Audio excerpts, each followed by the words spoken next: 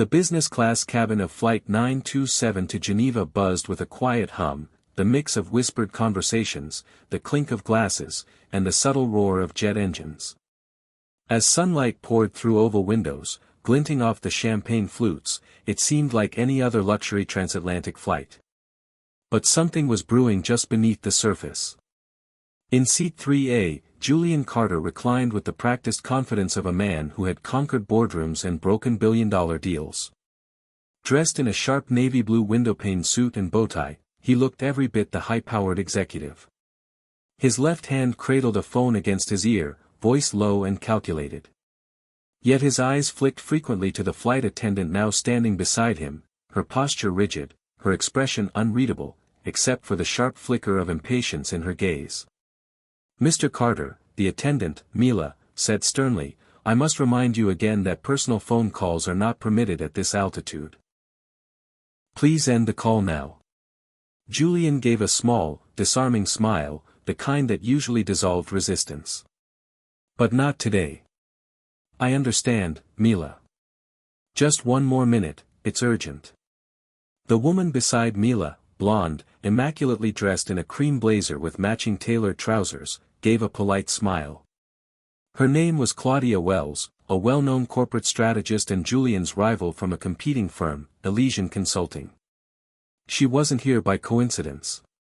Mila's gaze didn't waver. "Sir, this is the third time I've asked. I'll have to report this to the captain." Julian ended the call with a sharp press of the button, jaw tightening. "There. Satisfied?" Mila nodded curtly. "Thank you." Then she turned and walked down the aisle with military precision. Claudia took the opportunity to slide into the empty seat beside Julian. "You're not usually this reckless, Carter. Something wrong?" Julian exhaled, brushing imaginary lint from his sleeve. "This isn't a social flight, Claudia. Don't pretend we're on friendly terms." "Oh, I never pretend," she replied coolly. "But since we're here, it's curious how both of us are heading to Geneva on the same flight. Especially since Leviron Technologies hasn't announced which firm they'll partner with." Julian's eyes narrowed. "Leviron is in final talks with us. You're wasting your time." She gave him a slow smile. "That's what I told your assistant before I rerouted your invitation." Julian froze. "What did you say?" Claudia leaned in. "You heard me. You were never supposed to be on this flight. But when I found out you were headed to Zurich for another client, I made sure a certain assistant got a little bonus for, accidentally, booking you on Flight 927. Julian stared at her, stunned. She smiled wider. "Because I wanted to see your face when I told you, Leviron already signed with us. This morning." The weight of her words hit him like turbulence. Leviron was not just a client. They were the client. The pivot that would catapult his firm into global relevance. And now, gone. But Julian composed himself quickly. "You came all this way just to gloat?" Claudia shrugged. "No. I came to make you an offer." Julian snorted. "I don't work for people like you." "I'm not asking you to work for me," she said. "I'm asking you to help me take down someone else." Julian raised an eyebrow. "Who?" She leaned closer, her voice a whisper now. "The man who's been feeding your firm's confidential info to mine for 6 months." The air between them went still.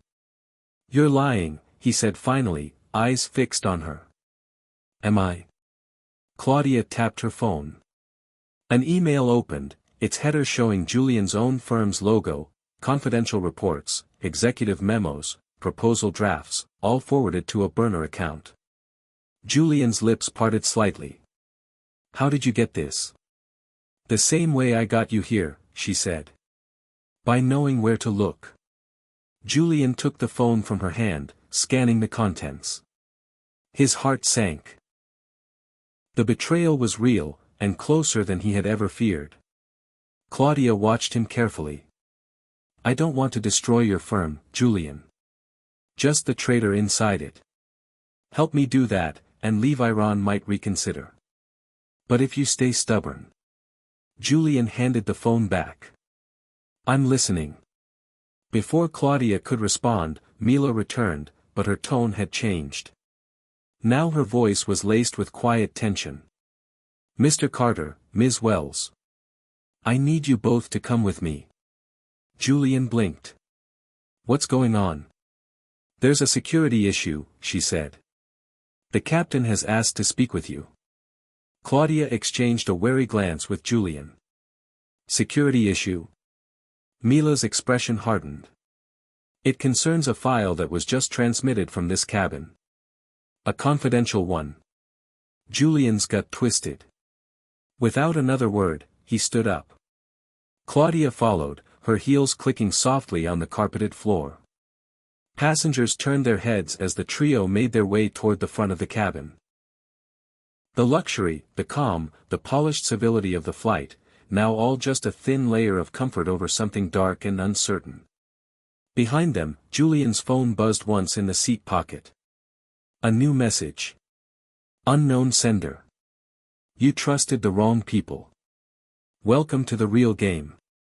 Julian and Claudia were escorted through the narrow corridor leading to the cockpit lounge, a space reserved for airline personnel and high-clearance operations. The atmosphere inside the cabin had shifted, the air felt heavier, as if the plane itself knew it was carrying more than passengers, it was carrying secrets.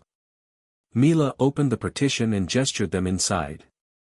The captain, a composed woman in her early 50s with silver streaks in her bun, stood waiting. Mr. Carter. Ms. Wells, she began, voice calm but firm. We've received an alert from ground intelligence. A transmission matching a classified data breach was traced to one of your devices. Can you explain? Julian stepped forward. With all due respect, Captain, I haven't sent anything. The captain nodded to Mila, who held up a tablet. This was logged 2 minutes ago, sensitive files belonging to Carter and Blackwell, Julian's firm, forwarded to an encrypted offshore server. The source IP?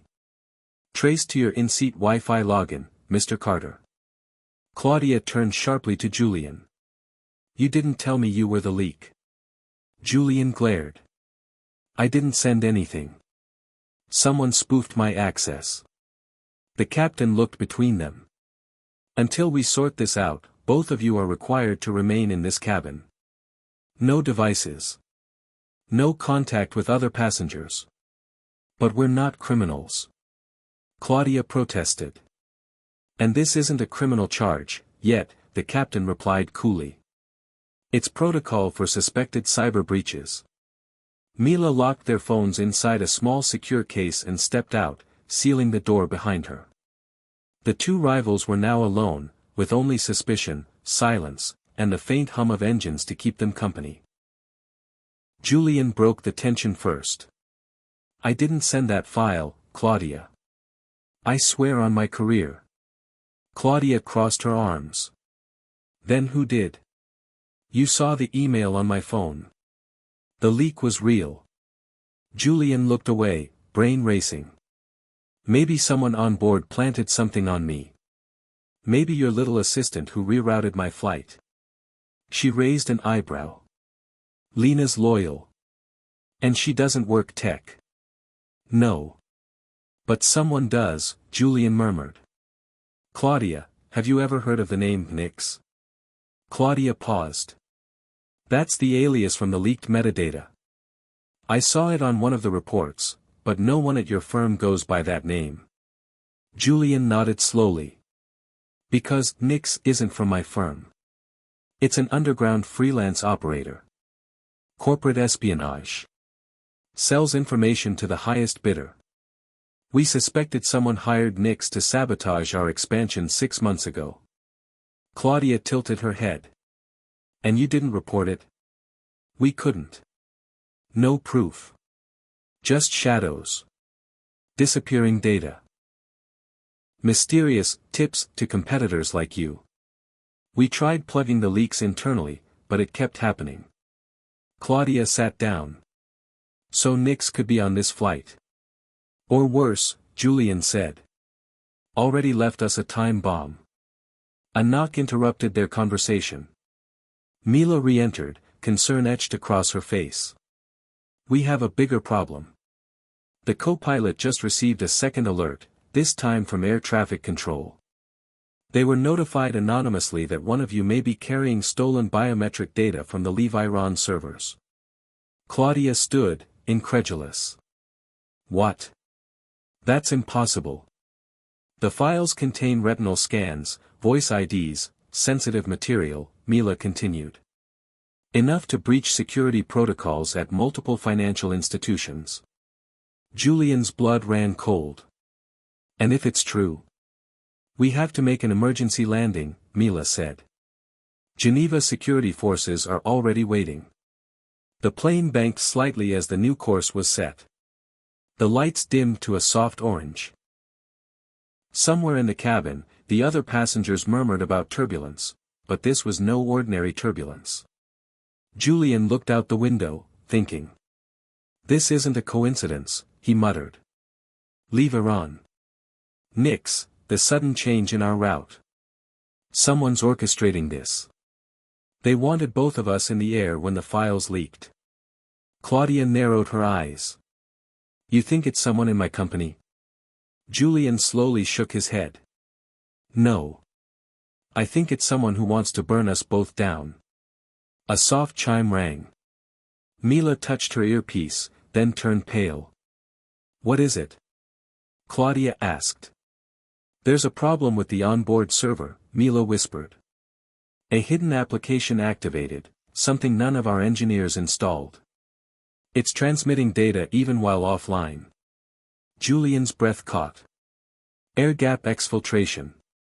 That's high-level espionage. No one below elite security clearance should even know that's possible. Claudia's voice grew hard. How do we stop it?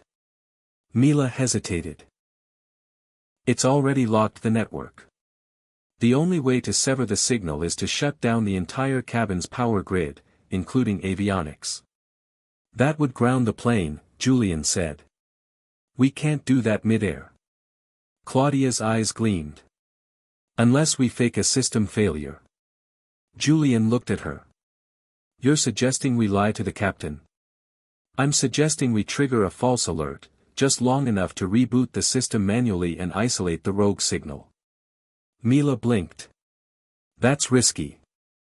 Claudia met her gaze. But not as risky as landing with an untraceable cyberweapon still active. Mila stared at them both. Then nodded. I'll talk to the captain. As she left, Julian exhaled and leaned back. This feels bigger than corporate sabotage. Claudia whispered, it is. He looked at her. You know something. Claudia hesitated, then reached into her blazer and produced a tiny black chip the size of a fingernail. She held it out. This is what Nix wanted me to carry. I was supposed to deliver it to someone at Geneva Airport. But I never agreed. I hid it the moment I realized this flight had you on it too. Julian stared at the chip. What is it? Claudia's voice was barely audible. A backdoor into Leveren's global database. A kill switch for half the financial sector. And for the first time since the flight began, Julian felt afraid. The tiny black chip sat between Claudia's fingers like a shard of obsidian, harmless in appearance but humming with invisible danger.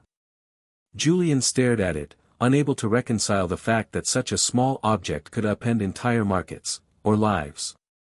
You carried this on board, he asked, voice low with disbelief. I didn't know what it was at first, Claudia replied. A man approached me 3 nights ago in London. Said he represented an anonymous client. Told me there was leverage on Levi-Ron that could shift global control of financial infrastructure. Said if I delivered it discreetly, I'd secure exclusive consulting rights for my firm. Julian shook his head. And you believed him? I didn't, she snapped. That's why I never intended to follow through. I hid it under the lining of my tablet case. But now that chip is the reason we're flying into a trap. Outside the reinforced door, the captain and Mila were coordinating with ground control. The jet had quietly altered its path, now gliding toward a classified landing zone outside Geneva. A landing that would end with them in handcuffs if the wrong people got their hands on that chip. Julian leaned forward. You realize what this is, right? This isn't just espionage. This is cyber warfare. Claudia nodded grimly. Whoever wants it, Nix, or someone behind Nix, hasn't just been stealing information. They're destabilizing the foundation of international trust. If biometric data and backdoor access to corporate systems are compromised, banking, energy, defense, it all collapses. Julian rubbed his face. And you were going to give it to them. I told you, I didn't plan to, she hissed. But now we're both neck deep in this. If we don't act before landing, we'll be blamed for all of it. A knock at the door. Mila re-entered with urgency in her step. The captain agreed to a network shutdown, she said. But she needs your cooperation. Once we reboot, there'll be less than 5 minutes before the onboard systems go dark. If there's any traceable signal or device connected to that chip, now is the time to deal with it. Julian stood. I need to destroy it. Claudia's eyes widened. That's evidence. That's bait, he countered. As long as it exists, we're targets. I agree with Mr. Carter, Mila said. Security protocols advise against preserving rogue tech in transit. If intercepted, it could be reactivated. Claudia hesitated, then handed over the chip. There's a microwave transmitter in the galley. Quick heat blast should fry its circuits. Mila took the chip and nodded. I'll handle it discreetly. As she disappeared once more, Julian slumped into his seat, eyes fixed on the cabin wall as if trying to see through it. Claudia, tell me something. Why you? Why would Nix trust you with something this dangerous? Claudia looked away. Because I used to be one of them. Julian turned sharply. What? I worked in Black Ops data extraction during my early career. Backdoor negotiations. Anonymous clients. Paid in crypto and silence. It's how I built my foundation before going legit. Julian stared at her. So this isn't your first time smuggling secrets? No, she said. But it's the first time I've questioned everything I built because of it. He leaned back. I should have known. You always played like someone who knew where the bodies were buried. Claudia gave a bitter smile. Because I helped bury them. A tremor ran through the plane as the systems rebooted. The lights flickered, dimmed, then returned in faint orange tones. A silence spread, deafening compared to the earlier hum. The digital heartbeat of the aircraft had stopped. Mila returned, breathless. It's done. The chip is neutralized. But we've got a new problem. Julian and Claudia both stood. What now? One of the other passengers, seat 5D, was caught trying to access the maintenance panel beneath his seat. He had a satellite uplink device hidden in a hollowed-out power adapter. Julian's blood froze. He was the secondary contact.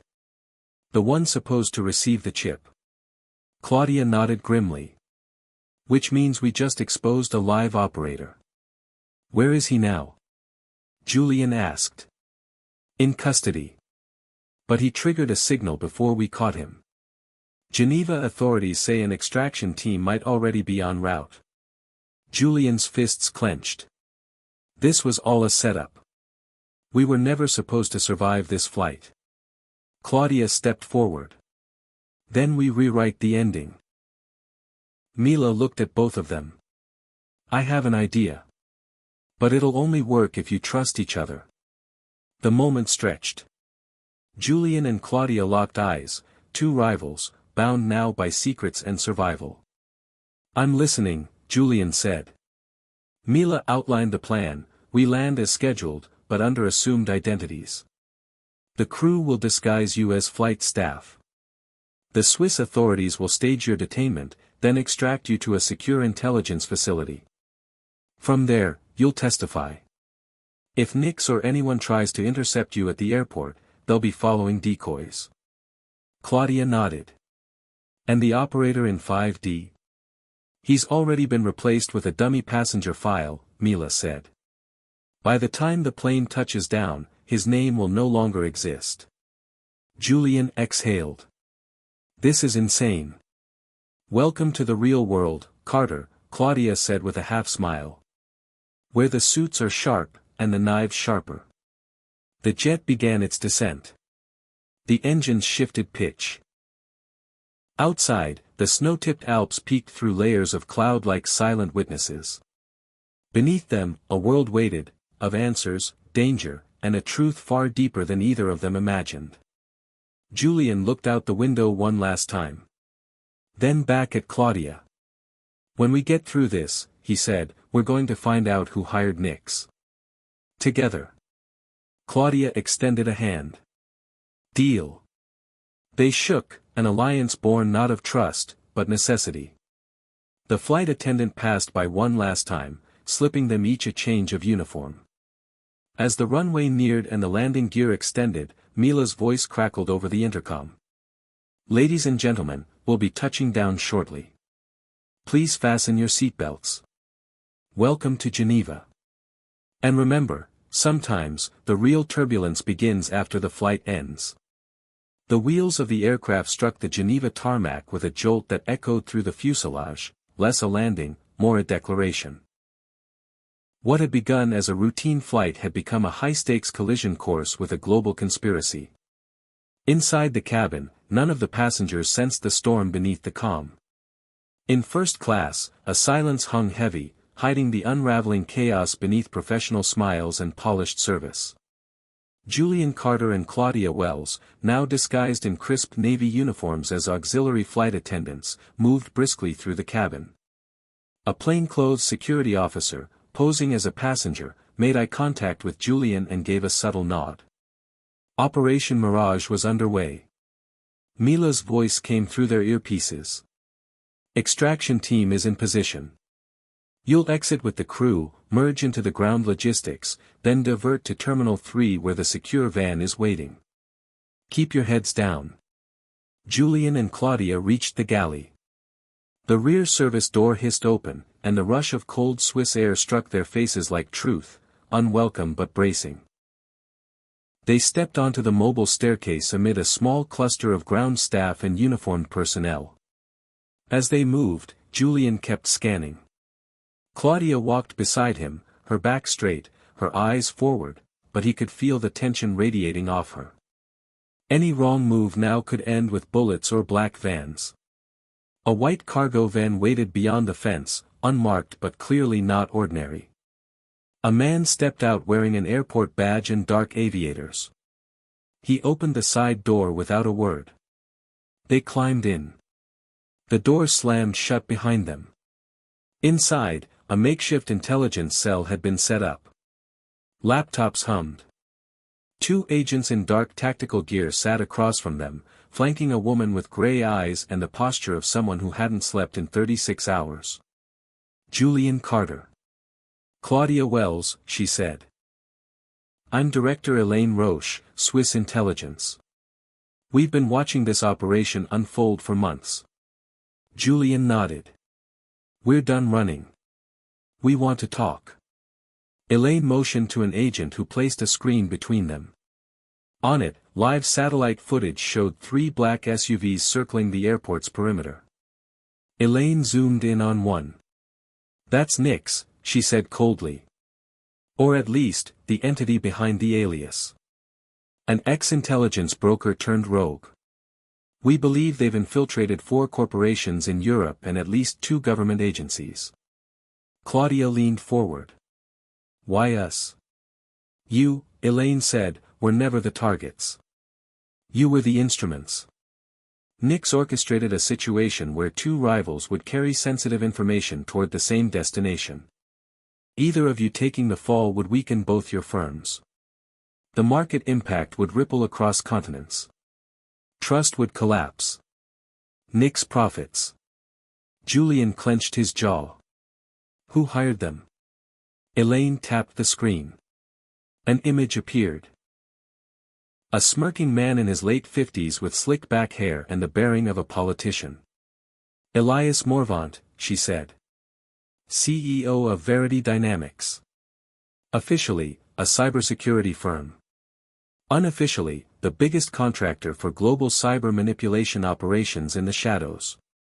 Morvant wanted to buy Levi Ron last year but was blocked by both of your companies lobbying. He's now burning you both down as payback. Claudia looked stunned. He hired Nix to destroy the market's faith in us. Exactly, Elaine confirmed. He's orchestrating chaos so he can rebuild in his image. Julian shook his head. We can't let him succeed.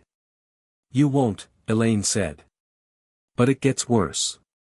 He's expecting delivery of a second chip, this one embedded in a diplomatic courier pouch on the next inbound flight from Madrid. And we can't intercept it without violating international law. Claudia stood. Then we don't intercept it. We replace it. Elaine raised an eyebrow. Julian caught on. We build a clone. One embedded with a tracker and a failsafe kill code. Elaine paused, then nodded slowly. You'd be willing to deliver it? Claudia and Julian exchanged a look. Together, Claudia said. We'll walk into the lion's den. 2 days later, Zurich, private gala hosted by Verity Dynamics. The glass walls shimmered with champagne lights, and the room buzzed with laughter, secrets, and subtle deceit. Claudia and Julian arrived arm in arm, no longer enemies, but co-conspirators. Claudia wore an ivory gown, elegant yet sharp. Julian donned a velvet navy tuxedo, blending charm with quiet danger. Elias Morvant greeted them with the warmth of a man who believed he had already won. Ah, the phoenixes, he said, raising a glass.